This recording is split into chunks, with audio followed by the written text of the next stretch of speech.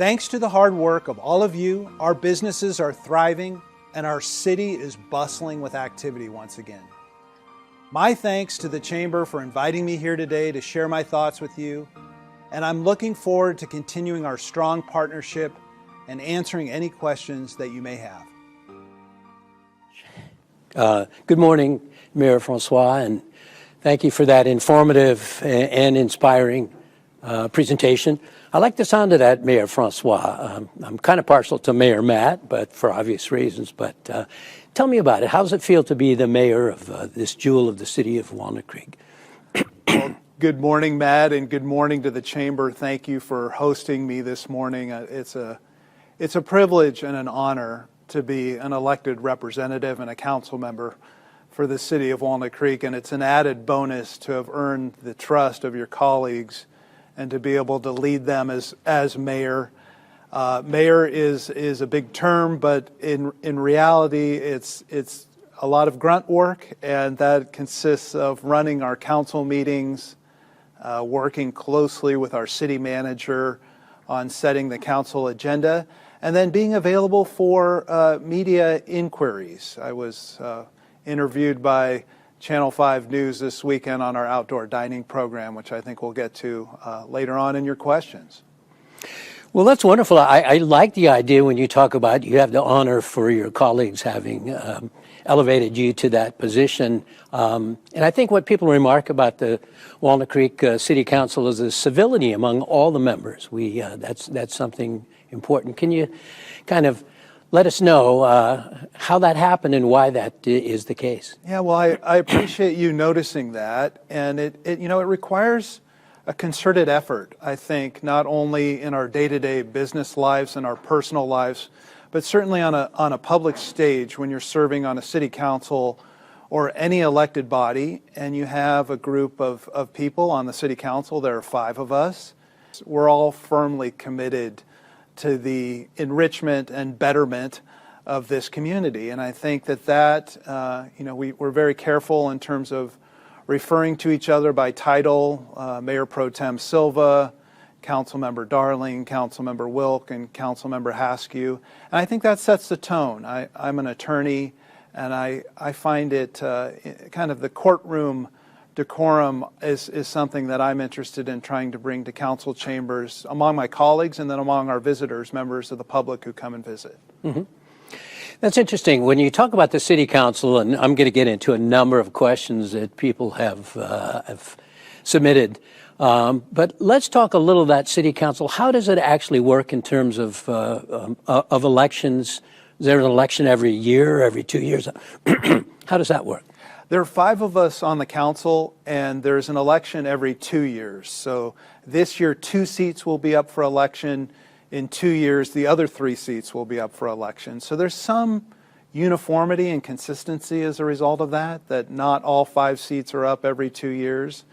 And as a result, you get to learn the job. I've found that in the past 4 years that I've served on the council, it's been an education. I'm a land use attorney, so I understand the planning and zoning aspects of the job pretty well. I also served on the Planning Commission before being on the City Council. But the municipal finance and arts and recreation and public works, those take a while to try to get your arms around and understand really what makes the city tick and how it all works and works together well. Mm-hmm. Land use planning, we'll get into that, let me tell you. What I want to do is talk a little bit about finances. That's a big issue nowadays. We talk about on the federal, the state level, and down here where the boots meet the ground in finances and city finances. So I note from your presentation that the city's rebounding. I mean, we're coming back. Gosh, you walk around downtown on any evening and restaurants are packed, things are really happening. How is that impacting city finances? It's impacting city finances in a very positive way. I'm pleased with how the city has responded to and rebounded from the pandemic. I'm downtown frequently and thrilled by the amount of activity I see there. People dining, people playing in the parks, people shopping. It's nice to see a return to some semblance of normalcy. And so we're very excited to see that.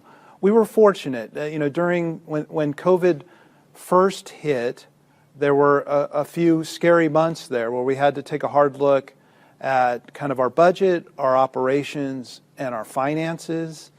But because of the prudent actions we took then and some of the painful cuts and decisions we had to make, we were able to achieve balanced budgets over those two terms and have actually seen our sales tax numbers increase and rise over the past 12 to 18 months.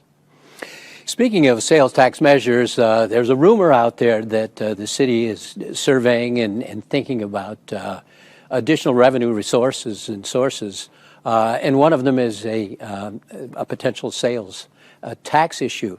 I do want to get into that a little bit, but first I think people are always interested in what's the difference between, say, a bond that we often hear floated and a sales tax measure? Sure, that's a great question. A bond can only be used for buildings or infrastructure. A sales tax measure could be used for buildings, infrastructure, services, programs, and operations. So sales tax is more flexible than a bond. A bond, only the citizens of Walnut Creek would pay. A bond is actually a tax that's imposed on your property tax bill, but only the citizens of Walnut Creek pay for that tax if it's a bond.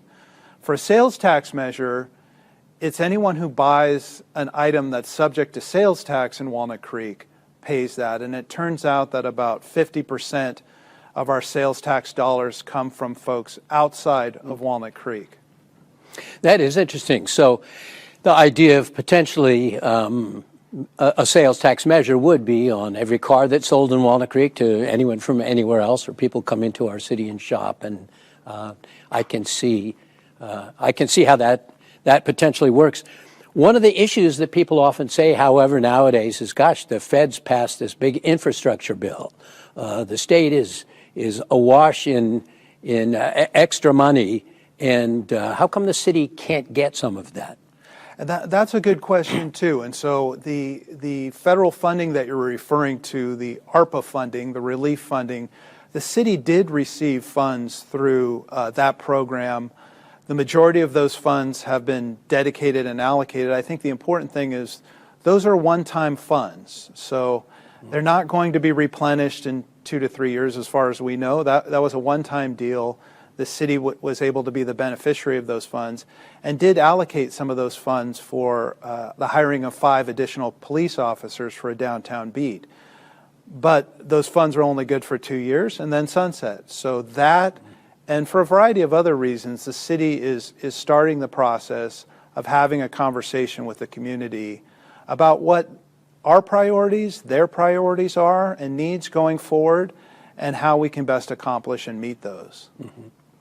Well, having said that, we hear about the infrastructure and the aging infrastructure here in Walnut Creek, and we look at the pool at Heather Farms. We certainly look at the need for all-turf soccer fields and various things. And the city's done a masterful job in the Larky Pool, redoing that, and I lived in that neighborhood, and that's just wonderful. So I know the concept is, what do we do about our pool? We want a world-class facility. What do we do about soccer? We do have world-class teams. So is that part of the sales tax is generated to go towards those rebuilding that infrastructure? Yeah, in terms of the details of what, first we're talking to the community about the sales tax measure and whether there's support for that. There does, at least on early surveys, there does seem to be some support for it. And then the next detailed question, this is a harder one, is the priorities. And certainly the facilities that you mentioned, the Heather Farm Community Center and the Clark Swim Center, were facilities that have been identified as having reached the end of their useful life and in some serious need of replacement. Not repair at this point, because we've exhausted the repairs essentially that we can do to keep those facilities up and running.